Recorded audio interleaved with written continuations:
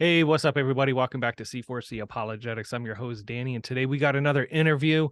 This interview is with a guy that I met over at the Free Grace Alliance workshop back in October in Texas.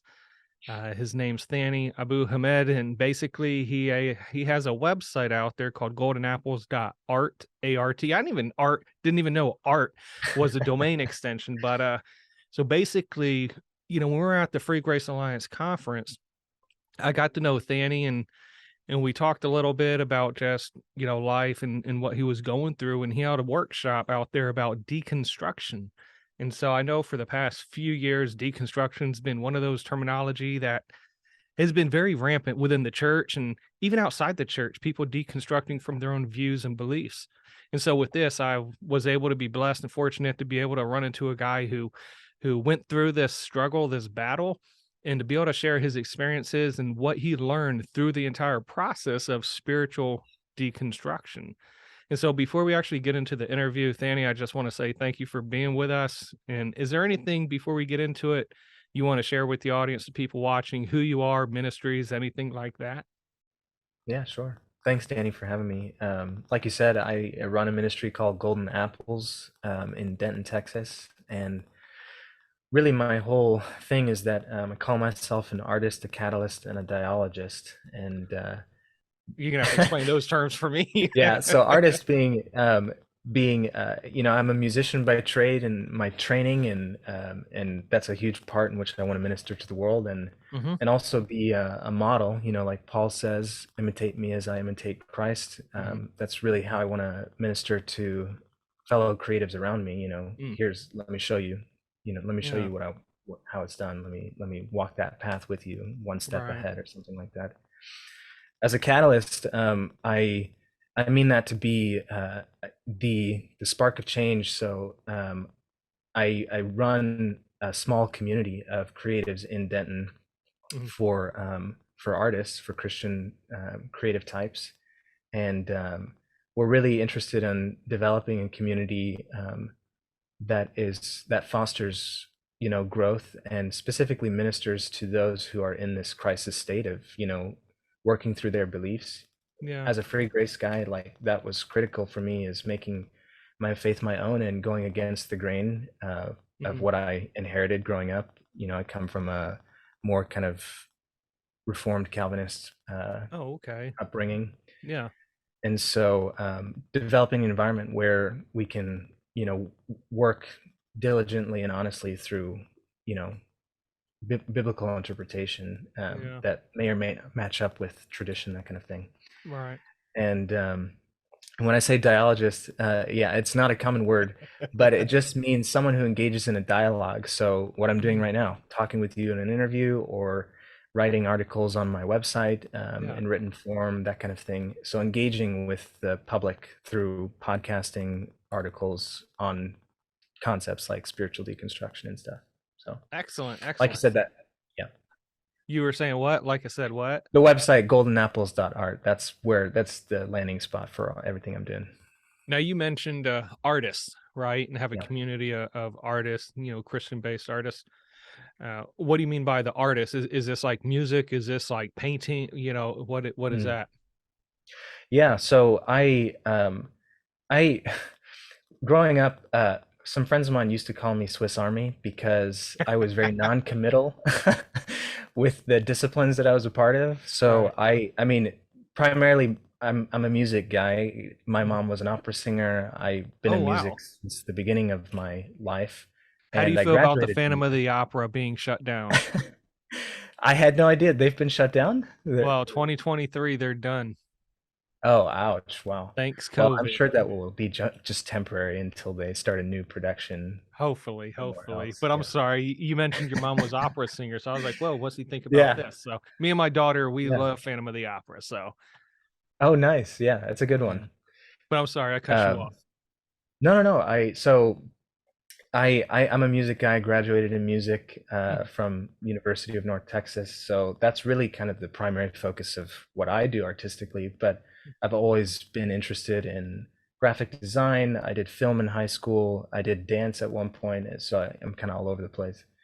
My yeah, the purpose of the Golden Apples ministry is to be an integration of all artistic disciplines, a collective Mhm. of Christian creatives that are collaborating together, doing life together across the whole spectrum of whether it's digital art, visual art, painting, sculpture, Mhm. dancing, film, acting, writing, you name it. Is anything like this out there already, or are you sort of a pioneer in this aspect? Um, I definitely, as I've been talking about this Mhm. to people over the last year, I've definitely been made aware of other versions of this. Mhm. I need to catch up on everything that's been out there. Okay.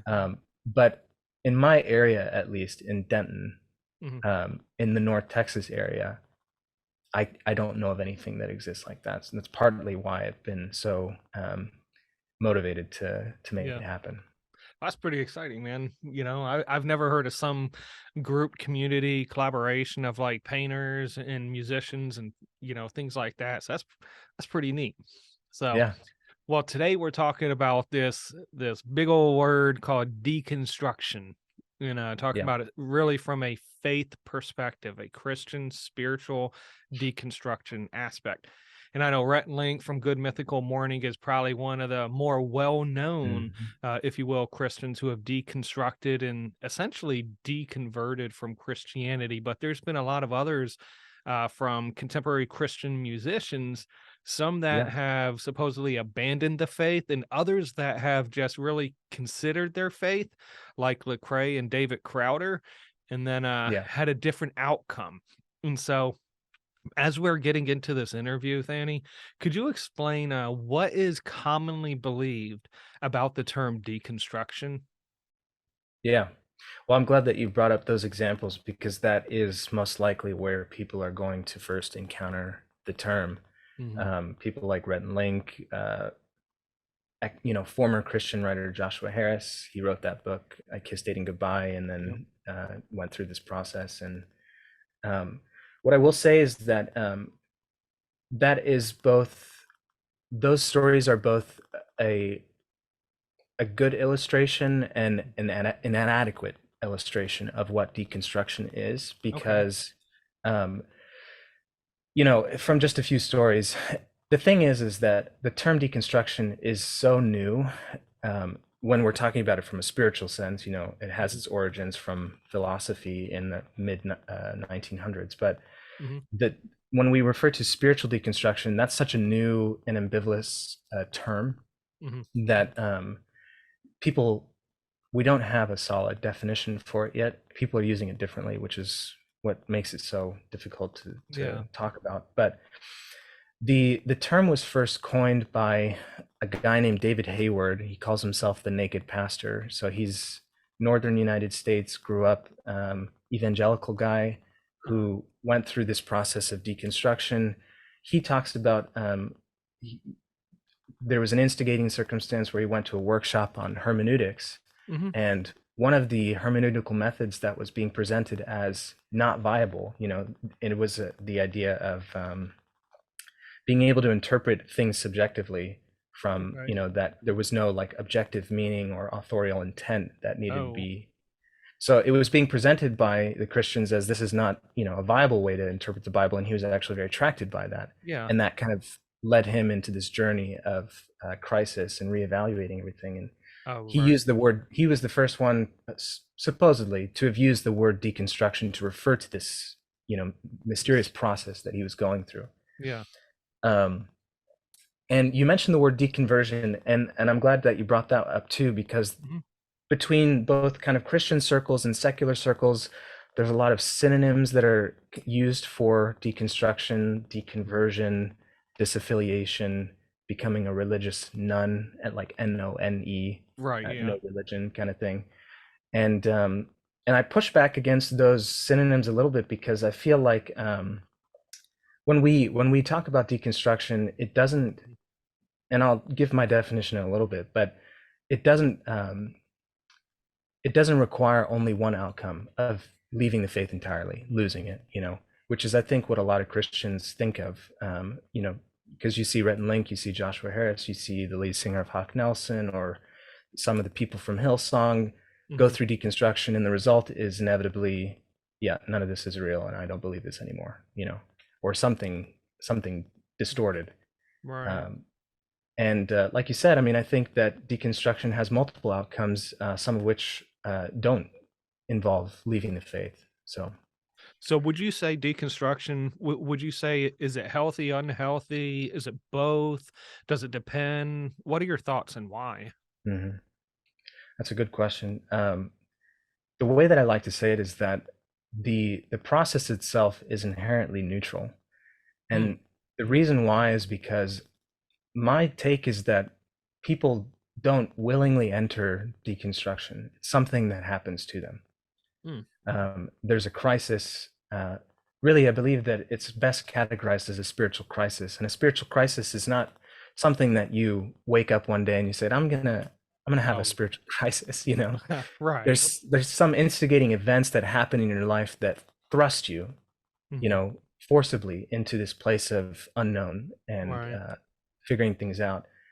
And so the process itself is inherently neutral, but there are different outcomes that can be healthy or unhealthy. And I mean, I look at deconstruction with a very hopeful eye, because the way that I see it is that you've got immature faith entering into a space of crisis, Mhm, and the outcome can be, this process may be the only way in which someone is going to grow and mature and mhm, come out with a faith that's stronger than it ever could have been before.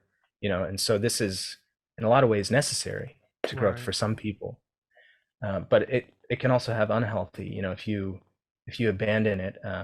I have a number of terms I use to describe the different kinds of outcomes, so you can, Uh-huh, discard or distort your faith. uh-huh. Those I wouldn't advocate for. um, those outcomes, I don't, those are unhealthy. So would I'm trying to paint a picture. So whereas Yeah. construction, like if you're constructing a building, you're going to Hmm. put it up piece by piece, the frames, the walls, the windows, the doors, plumbing, things like that. And Hmm. so would you make deconstruction analogous to that, just the opposite process whereby you're breaking down a view piece by piece and then inspecting each piece? Is that sort of what deconstruction is? Yeah, yeah, I think that's exactly why the word is effective, because it brings up that concept of a building, Mhm.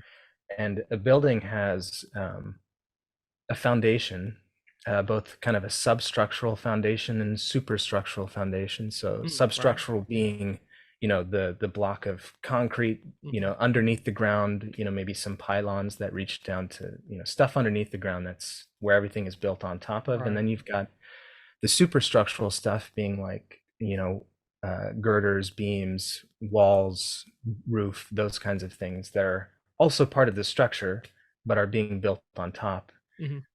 Deconstruction is a process of um, disassembling and scrutinizing the house that you were given, essentially. Yeah. So people growing up inheriting beliefs from their family, from their church, Mhm. from the culture, whatever it is, they have the house that's built for them. And at some point in their journey, they realize they, haven't been building this house, or have had little participation in building this house, and then Mm, um, something about it seems shaky. mhm. That, like I said, there's some instigating event. Maybe it could be akin to a natural disaster, like an earthquake, that you know that crumbles the foundation, and now they're in a space where they have to break down whatever Mhm. was built and rebuild something. Yeah. So a lot of cases where I'm looking at in reading and seeing about deconstruction cases, I'm reading about people saying, I grew up in a evangelical home and this and that, and I never really believed. Uh, I look at that, sort of like this house analogy where someone just grows up in this house that's already built. And then when they Yeah. get old enough, they're like, do I want to live in this house still? So let me look at how the walls are shaped. Uh, with that regard, and knowing a little bit about the generalized idea of deconstruction, what does it specifically mean when we're talking about Christian deconstruction? Could you elaborate on Hmm. that aspect? Yeah. So I mean, the term deconstruction, I think, is primarily, in this sense, is primarily used for those in the evangelical space. I don't know of, I haven't heard a lot of people using it, deconstructing from secular humanism or deconstructing from Okay. Catholicism or something. I think that, the term can apply to that. In fact, one of the things I talk about all the time is that deconstruction is really just a new word for a very old concept. That is true. Yeah. Previously, I think a lot of people would have referred to this historically as like a crisis of faith, and now we're just using a new word for it. Okay. I think it's slightly different. I think there's some nuances, some new developments that make it slightly unique, but for the most part, this is Hmm. this is an old idea with a new term. And so, whenever we're talking about Christian deconstruction, usually what people are referring to is Hmm. um, growing up in an evangelical background, a fundamentalist Christian background, and experiencing some kind of instigating circumstance or culmination of instigating circumstances in their Hmm. life that caused them to question, okay, this is what I've been told is right on my life, but Hmm. why? Like, Right. and that's the disassembling part. Is there's something about it that seems shaky. It was fine up until one point. They were solid, maybe akin to being like a child in faith and not really experiencing any disruption. And then at some point, there's something that happens that shakes the whole foundation. Yeah. And now it's like, okay, this is stupid, or what's happening, or, Hmm. why are we interpreting the Bible that way, or whatever those questions may be. So you went through the process of deconstruction with faith. Is that correct?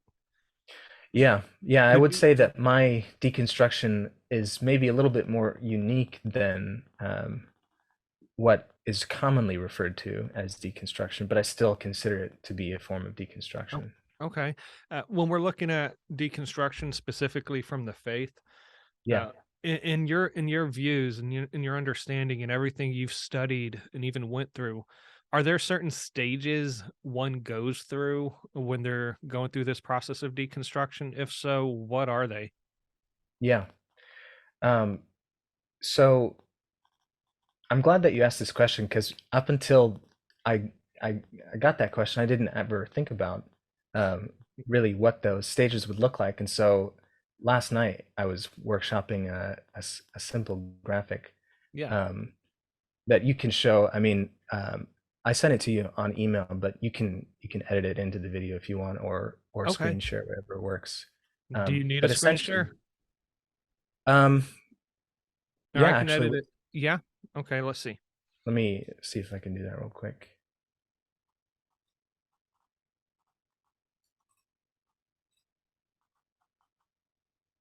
Do. Okay, you Sorry, I should should have be warned good you. now. No, you're good. All right, let's You see. should be able to now.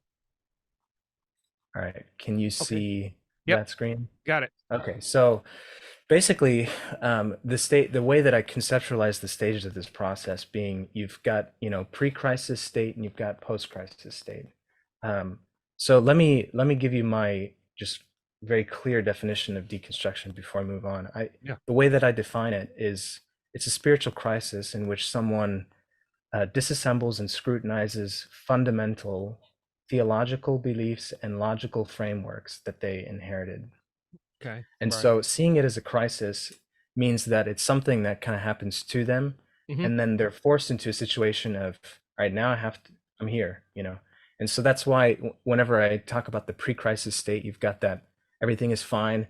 And then there's something, it could be trauma, it could be as simple as kid goes off to college and gets bombarded with a number of viewpoints of, the Bible is a fairy tale written by, unenlightened apes, Yeah. to, religion is stupid, or, what have you. Right. Those kind of instigating circumstances culminate to thrusting this person, the deconstructor, into this crisis state, which is deconstruction.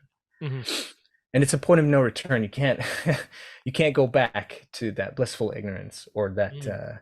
you know you have to work with it. And so that's the the deconstruction process itself involves instability and then these resolutions. Hmm. And I say resolutions because it's not a linear process. Perhaps it can be in some cases, but it's not required to be a linear process that, um, I I have I have immature faith, Mhm. instigating circumstance, I deconstruct, I reconstruct, I'm done. Oh, It doesn't right. work like that, in practicality. So the way that it normally happens is that there's a period of time, and it could be, I don't know, I mean, it could be anywhere between months to years to potentially decades, where someone is in this Mhm.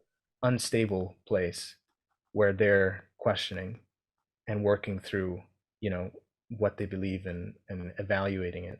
Right. And they might come to one resolution and then kind of be teetering on that, not super solid in that, and kind of go back into the unstable place, question more, come out with a different resolution, and kind of do this in Okay. and out until at some point, hopefully, they land on some solid ground and exit deconstruction, um, or enter reconstruction. Although I'm questioning whether or not I, should use that terminology, because again, Mhm.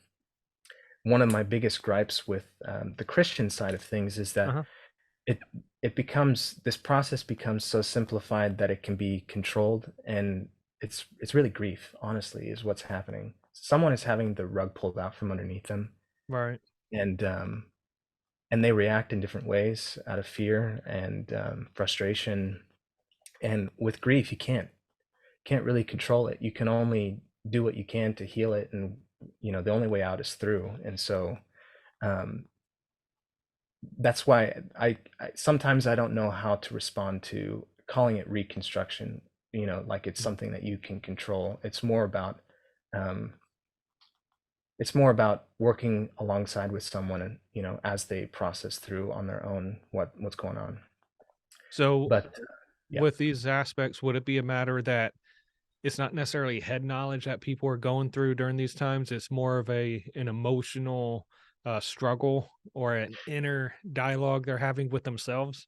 Yeah, that's a great way to put it. And I feel like that's critical. So the understanding the difference between an intellectual understanding and an experiential understanding, and really, I mean, not to get too theological, but I think that that's a good starting place for understand what eternal life is. Jesus talks about in John 17:3 that eternal life is knowing God, and that the word is the Greek word gnosko, which is a very experiential Mhm. understanding, not just a head Right. understanding.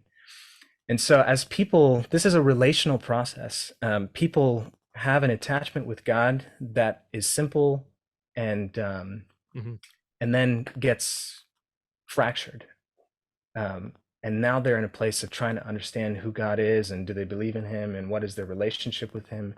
And the whole process is fundamentally, I think, um, an experiential, developing an experiential understanding of who He is, and developing that intimacy with Him, Mhm. in their theology, in their understanding of reality.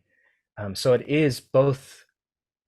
It is not just questioning, and Okay. that's another kind of definition that I push back against, when some people use deconstruction to just say it's just an intellectual exercise of questioning. Mm. No, not. I mean, it is that, but it's not only that. It's that in tandem with being in an emotional instability, a crisis, a grief process.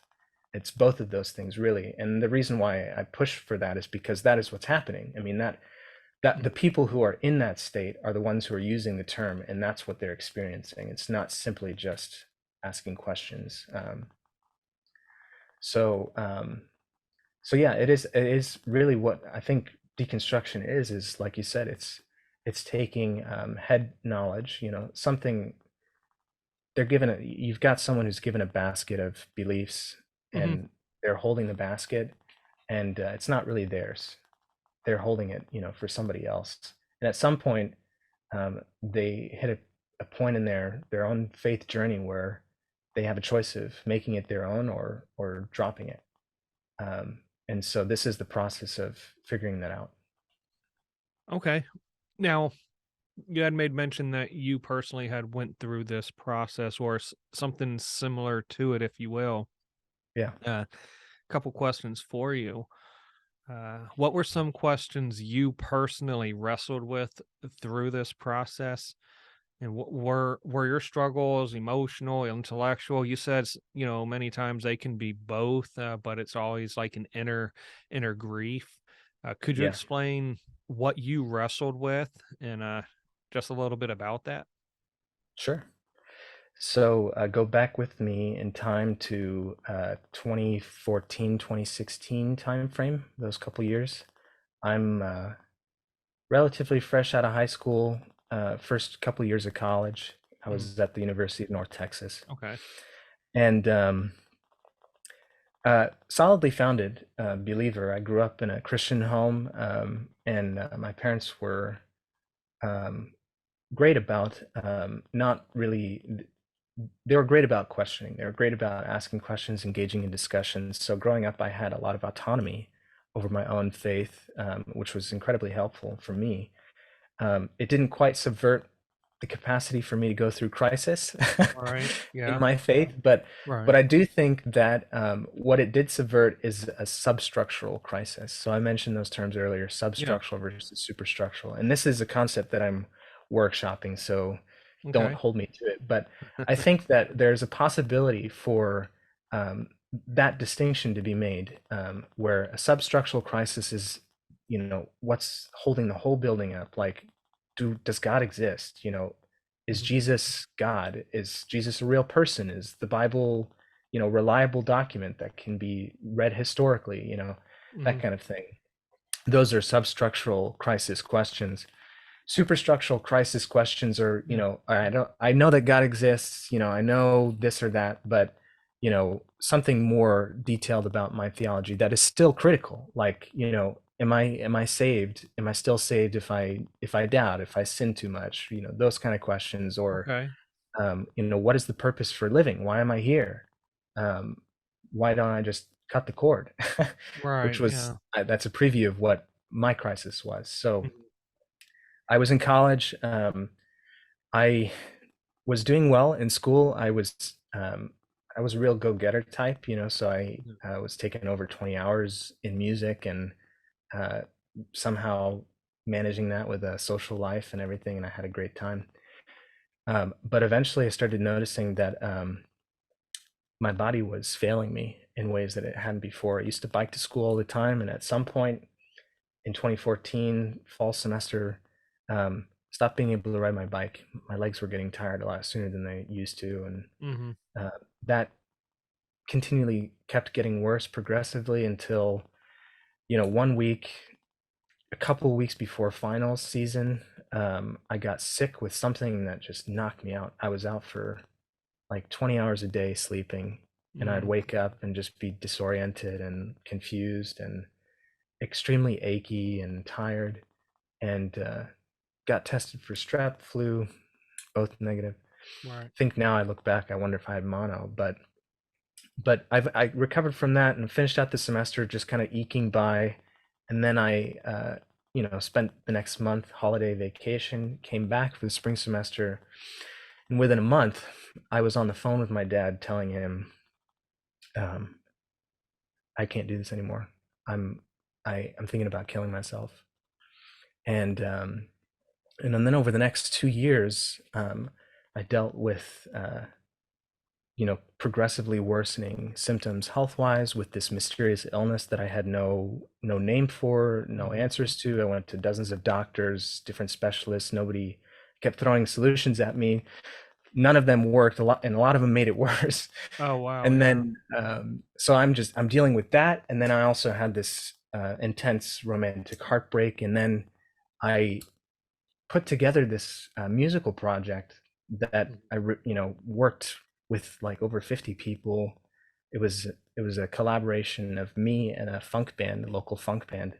Oh, cool. The 17-piece album, over Uh-huh. an hour long, of recorded music that I all arranged and wrote. I poured my heart into this. Mhm. We raised tens of thousands of dollars to make it happen, and everything went swimmingly until the day that it released. And then to this day, so I released that in the beginning of 2016, and Mhm. even up to now, I think I've sold 2 copies.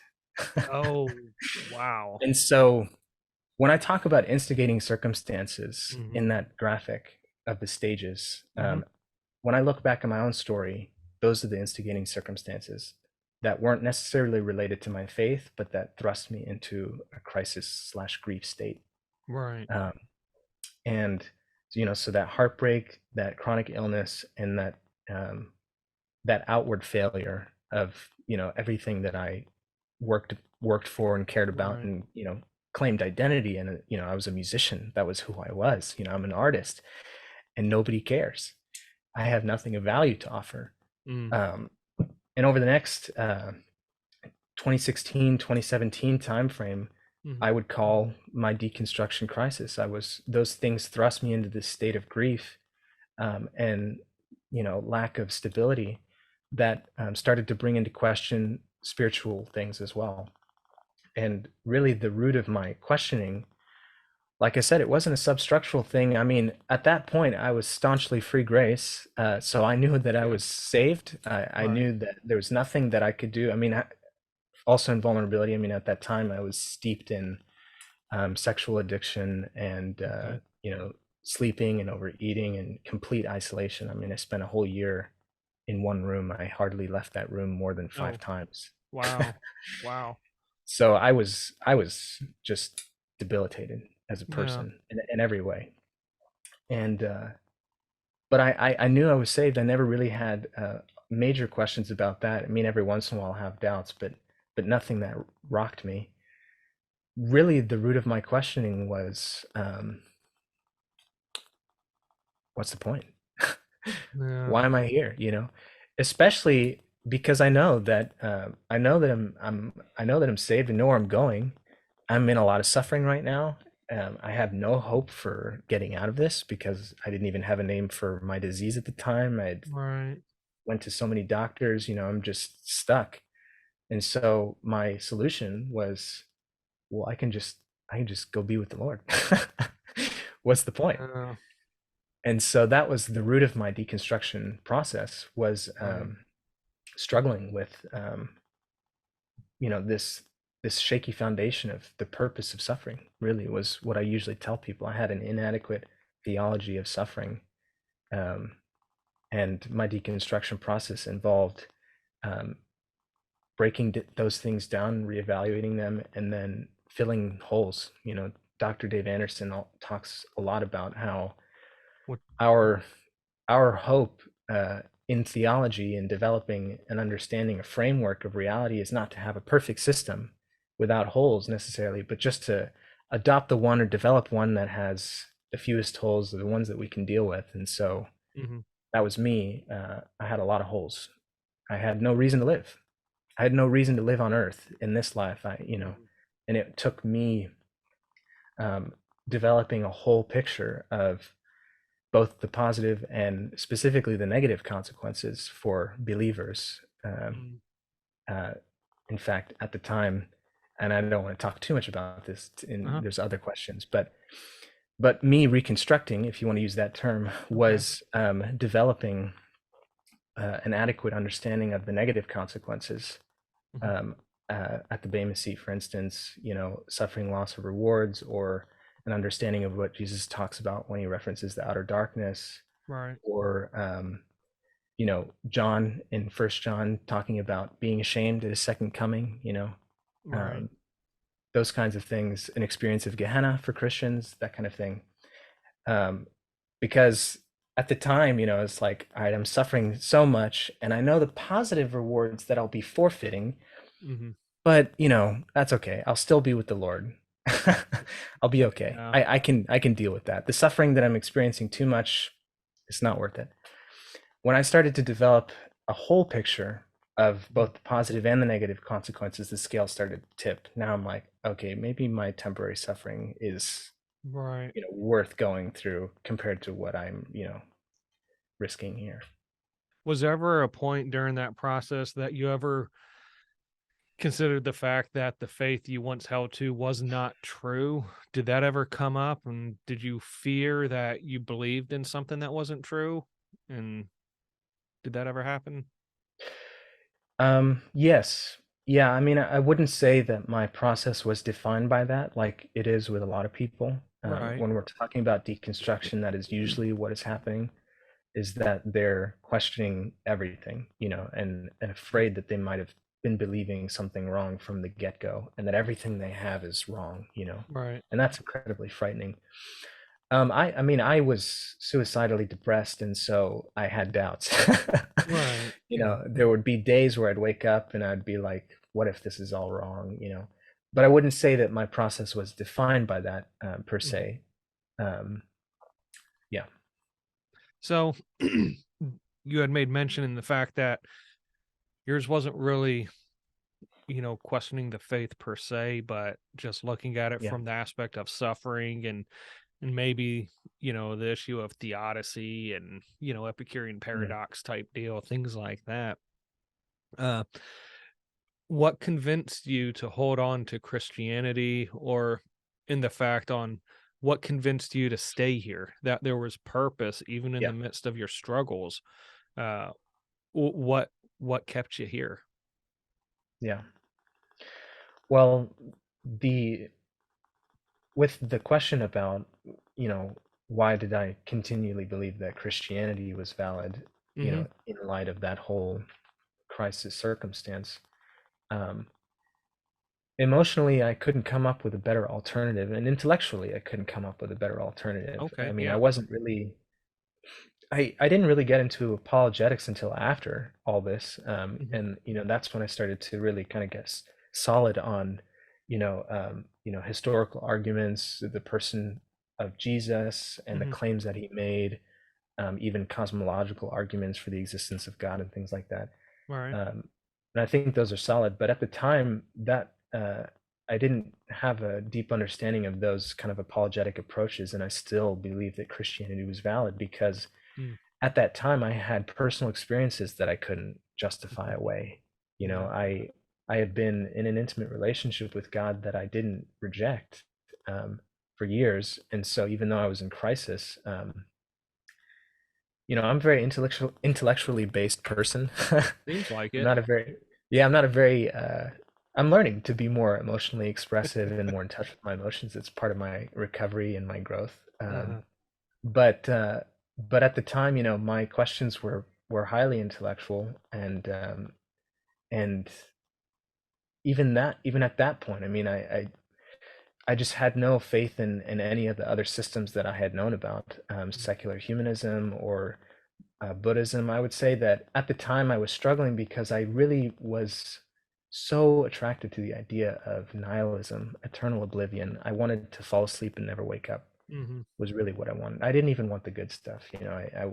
At the time, the suffering was just intense enough to where that was the most attractive option. Right. But it was more of a hopeful idea to play with in my head than it was an actual intellectual um, conviction. I knew that that wasn't viable.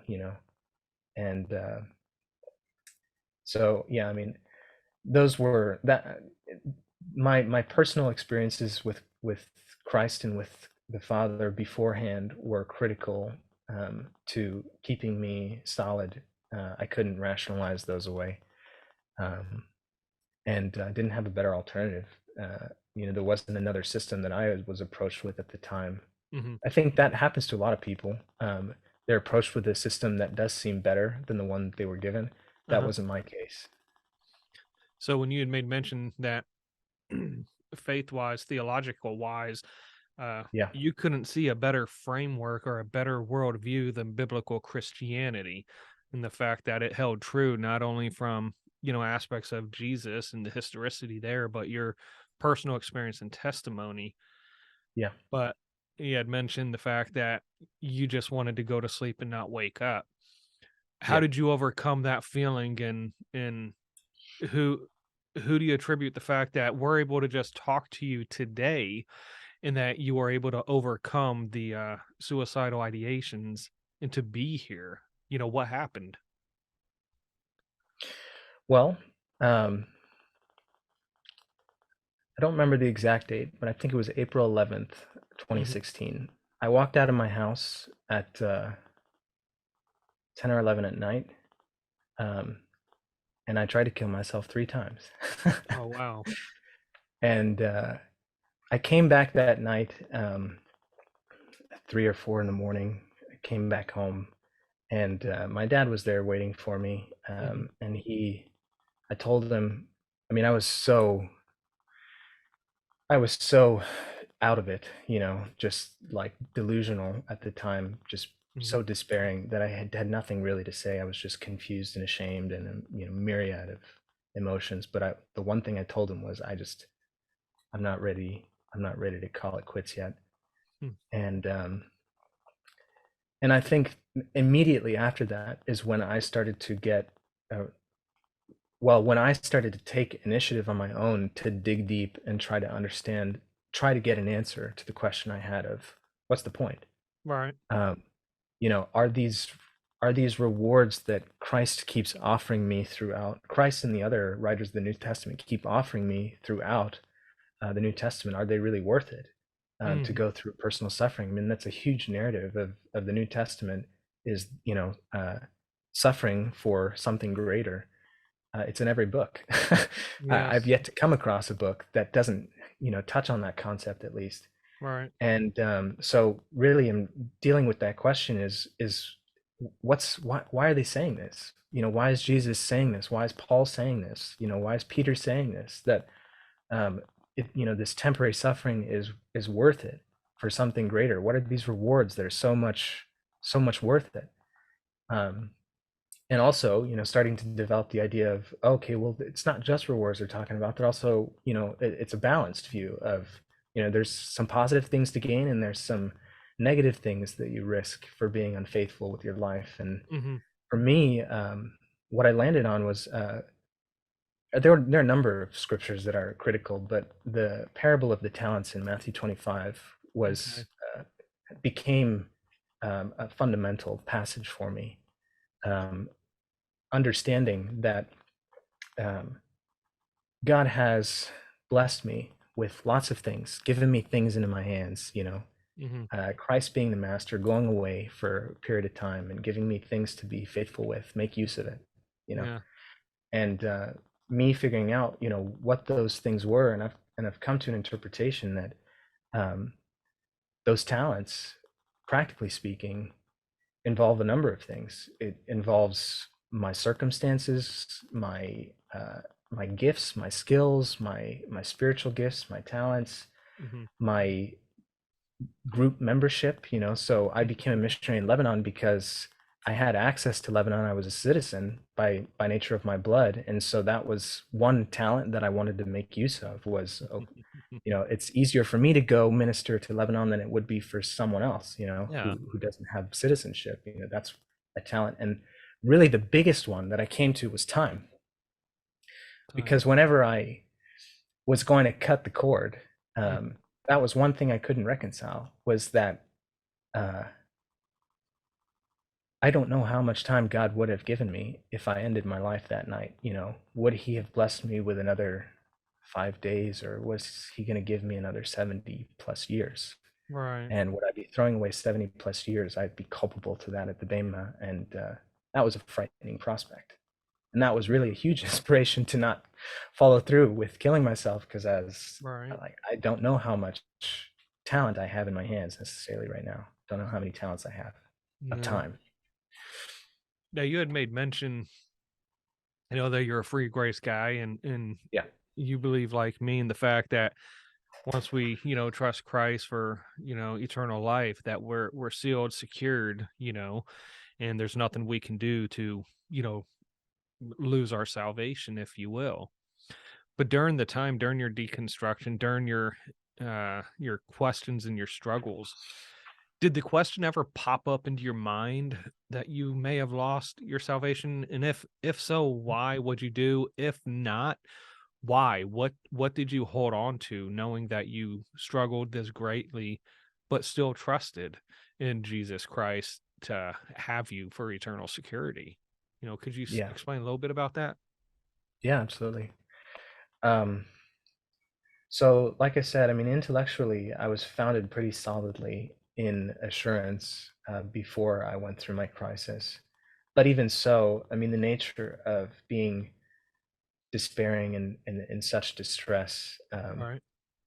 that the questions come anyway, the doubts come anyway. And especially with sin, I Mhm. think me compounding my own crisis with um, sexual addiction issues and stuff made it all that much more likely that I was going to be subject to serious doubts about my Mhm. salvation.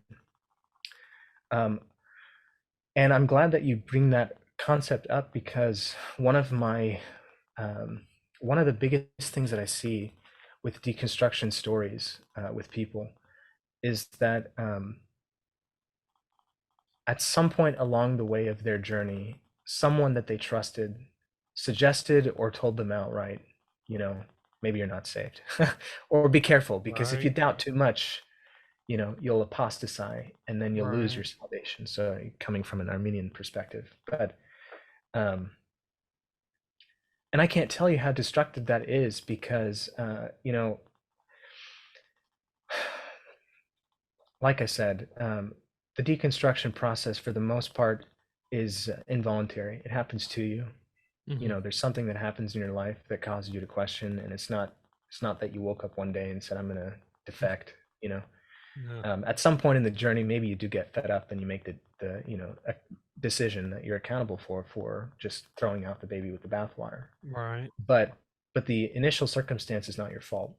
And so whenever you have someone that you trust, someone who is supposedly representing Christ, coming along and saying, yeah, you're never really one of us, or you're not really regenerate, you're not really in God's hands, you're proving yourself to never have been saved, or you're threatening your own salvation. I can't tell you how destructive that is for people who are in a crisis. I mean, they're in trauma, and you're telling them something that is just compounding the despair. Right. Um, and so, I'm still doing the research for all this in the book that I'm writing, but I think that the psychological principle of secure attachment. Are you familiar with attachment theory at all? No, not really. Uh-uh. Neither am I. But attachment theory is, from what I understand it, it's the concept that having a solid foundation in relationships is critical to growth.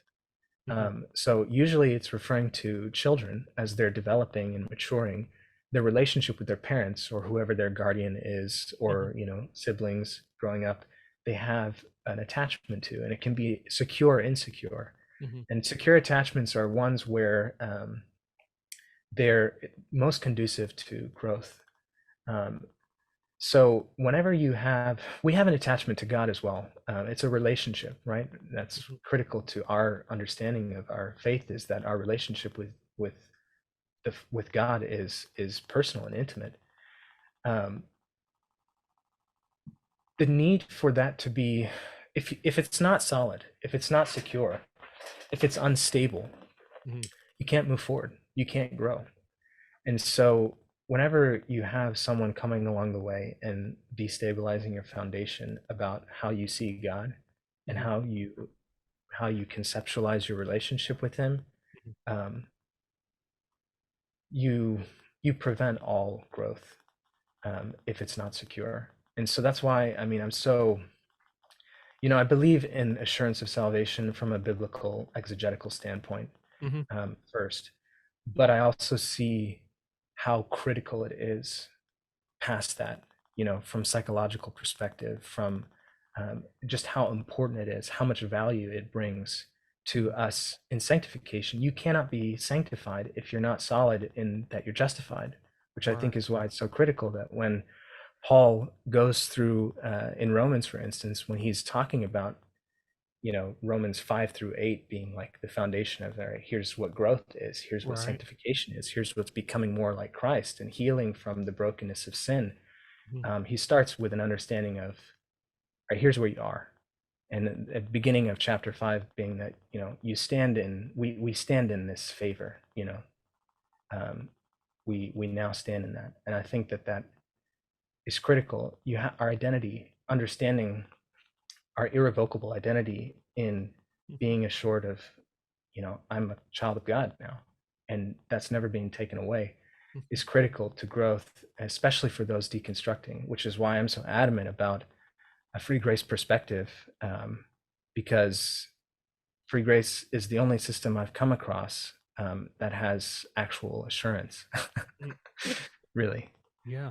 No, you're Um, you're totally right. No matter how they want to package it, whether the Calvinist, the Lordship, the Arminian, whatever yeah. the case is, there is no assurance. And really, I don't even know any other religion that teaches assurance, because it isn't Islam. It's not Eastern religions with Buddhism, Hinduism. That's still a process of enlightenment. Is not Mm, Mormonism, because you got your three kingdoms and you have no idea which one you're going to unless you try to live a perfect life. And so I'm with you on the mm, fact that free grace really is the only one that teaches blessed assurance, and eternal security. yeah. But were there any other tenets or teachings within free grace theology that you really clung to and really helped you through this process, or was it mainly just eternal security?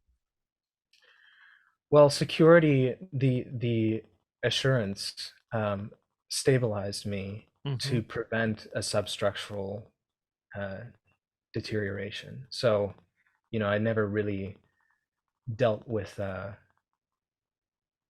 my process wasn't defined by am I saved, Hmm. and I'm thankful for that. Free grace was critical to that, and so I usually tell people free grace both helped and not helped, Oh, because okay. it and I'll qualify that, because it wasn't that free grace didn't help, it was that an inadequate understanding of free grace doesn't help. Hmm. Okay. Uh, so the assurance part helped a lot, and but the lack of understanding of the whole picture of human responsibility and consequences for unfaithful living Hmm. slash consequences for faithful living in this life um, is something that I didn't have. Okay. And so that created a very unique conundrum for me theologically, because I knew that I was saved no matter what, and Hmm. I also had no reason to live. Right. So I was, that So, made it very easy for me to go to suicide as being an right. answer. Hmm. Um, and I'm thankful, because I guess God wasn't content with that, and I guess neither was I, because at some point when it came down to the wire, I didn't I didn't jump off the edge. I couldn't do that yet. So um, what I clung to is, like I said before, is developing an understanding of eschatological rewards and consequences, Hmm. that gave me an understanding for the purpose of living, of living through intense suffering, no matter how intense or how unbearable it is, that there's something infinitely more, valuable than destructive. Right. It makes me think of, I think it's in Second Corinthians chapter 1, where Paul opens up and he says, "Blessed be the God of all comfort, who comforts us with his comfort. That way we may be able to comfort others." Yeah. And I think through the trials and the struggles that are unique for all of us, that God wants to use those to help encourage and help others get through. I tend to call those victory testimonies. But Mm. so, what would you like to say to anybody that may be watching that is currently going through this process of spiritual deconstruction? What advice, what would you want to say to those people in the middle of it right now? Yeah. Um, well, the first thing that I would say is, I'm sorry that you're going through it. Because the way that I see it is the rug's been pulled out from underneath you, and you didn't ask for Mm. that. Yeah. You're in a state of confusion and despair and instability that that you didn't ask for, that you didn't willingly enter, and and I don't even think that you did anything to warrant that necessarily. And so a huge part of my ministry to people in deconstruction is to come alongside them and counsel them, minister to them, comfort them in that space of, this isn't your fault. Um, you're Now you still have a responsibility. You have a choice to make. About how you're going to respond to all this. this suffering that you're in. But the fact that you're in it is, you didn't do anything to warrant this necessarily. And I'm also sorry for the ways that people don't help,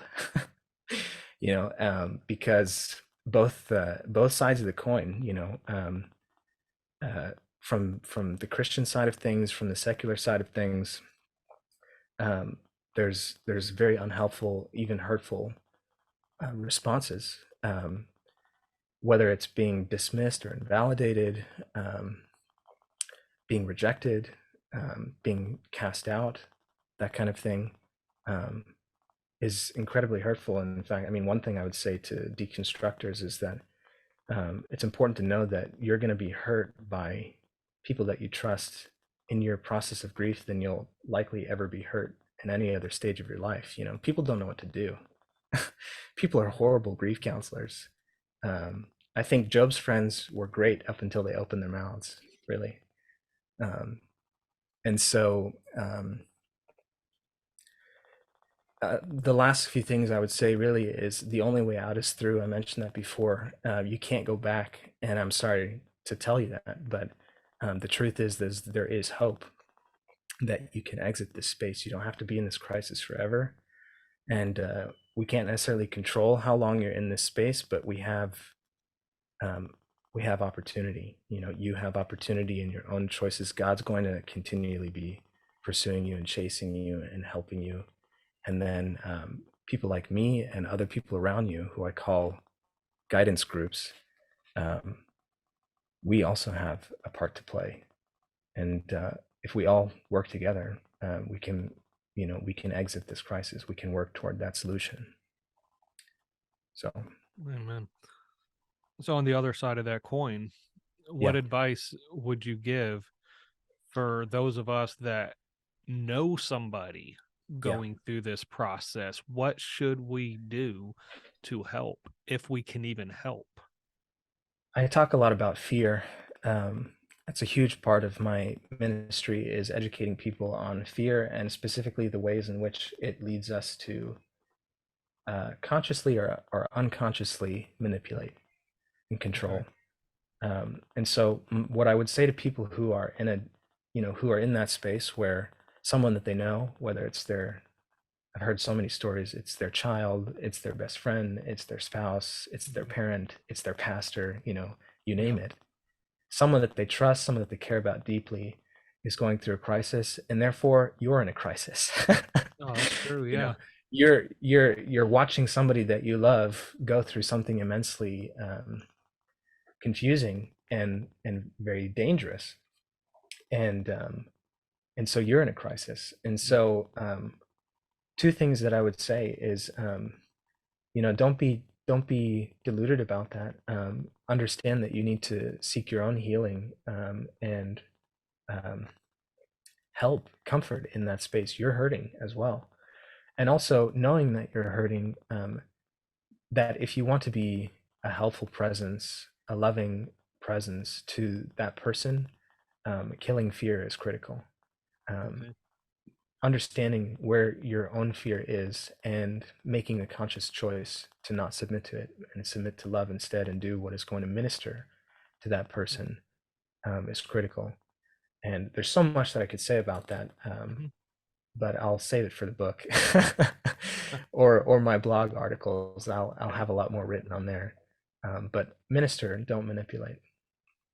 So would there be any should we be like Job's friends and try to give advice, or should we just keep our mouth shut and just pray for them and just be an ear and be a shoulder? I think it depends.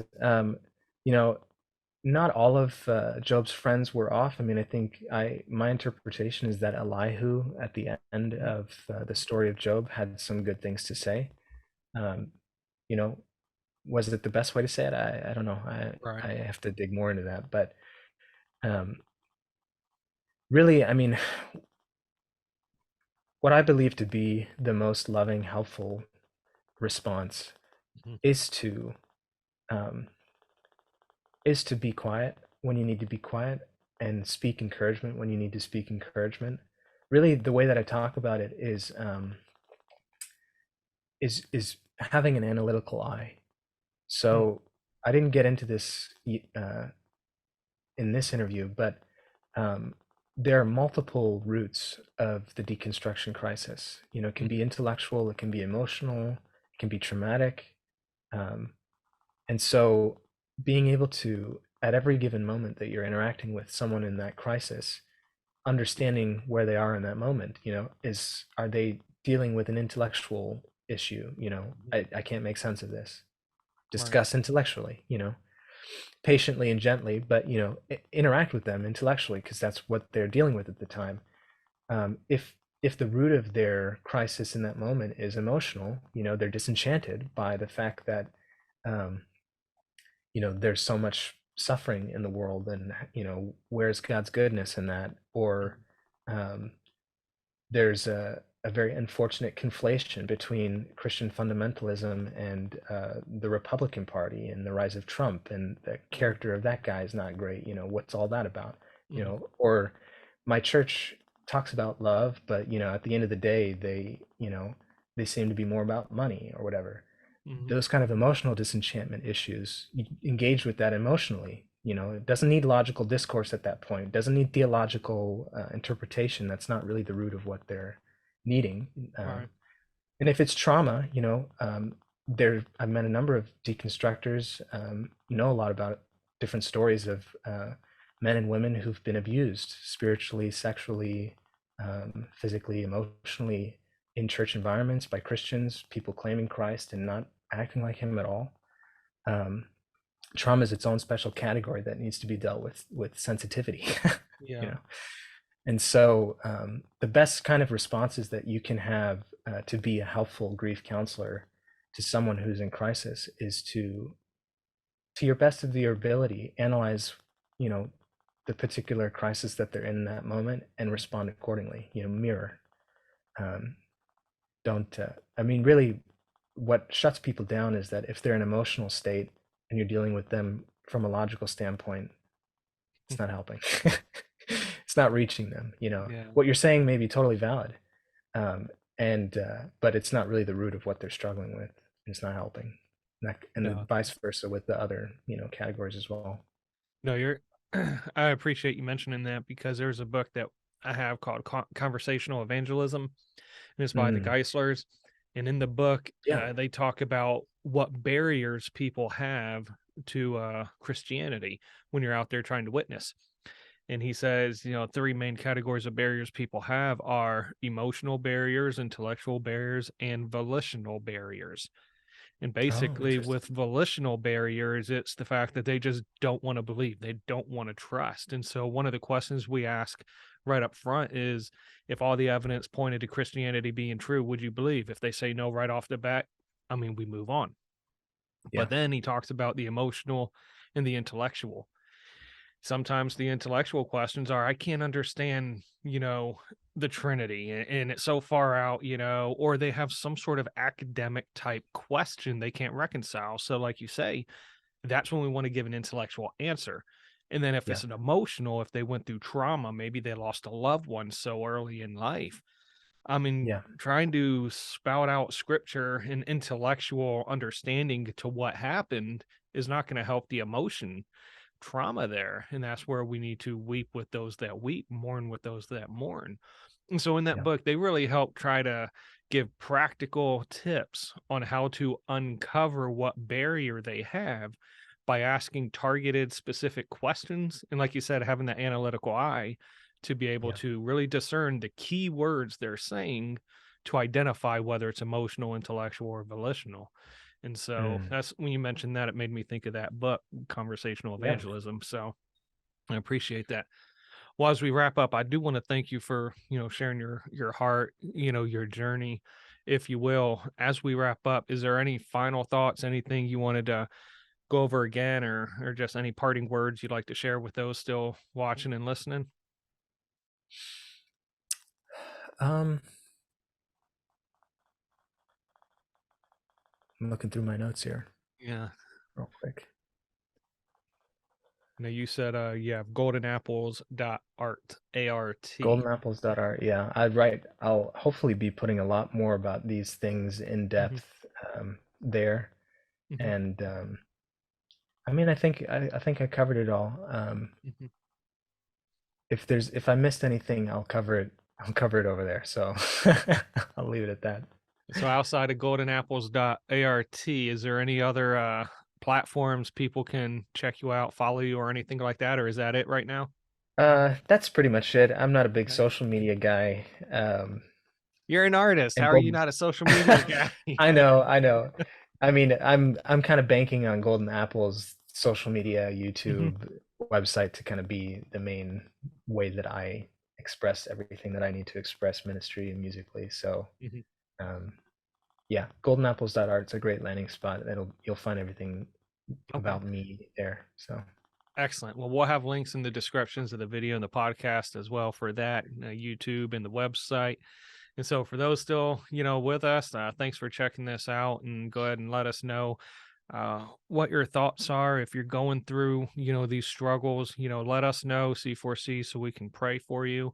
You yeah. can shoot us an email, get a hold of goldenapples.art and the YouTube. I'm sure there's maybe a contact information out there to get a hold of Thani also, but just Hmm. know you're not alone. It's not necessarily unique to you. Your journey may be unique per se, but the process itself, and there's definitely a way out, like Thani said, and God's going to be with you every step of the way. And just let us know if there's any way we can minister to you, love on you, pray for you, whatever the case is. And so thanks, like, comment, share, subscribe. You know everything about that. And God bless.